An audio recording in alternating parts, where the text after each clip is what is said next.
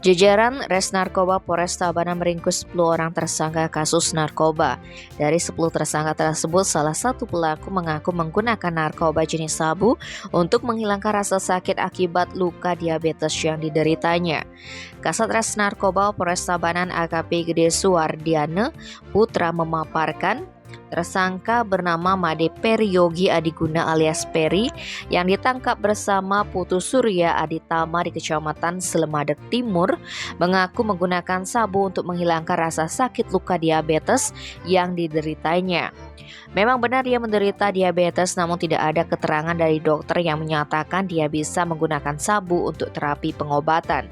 9 tersangka lainnya terdiri yakni Kade Agus Suwardana dan Dista Galoh Gerahadi yang ditangkap di Jalan Ayani, Desa Abiantuwung. Dari tangan kedua tersangka diamankan barang bukti berupa 1 buah plastik klip diduga sabu dengan berat 0,43 gram bruto atau 0,35 gram neto.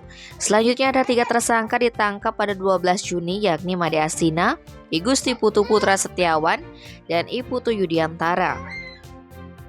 Kemudian tersangka Gusti Putu Putra Aryawan yang ditangkap di Jalan Garua, Kerambitan. Tersangka lain adalah Teti Awaliyah alias Ita yang ditangkap di kamar kos penginapan Ros Indah di Jalan Pulau WBJ, Banjar Taman, Desa Gubuk. Tim Bali Express melaporkan.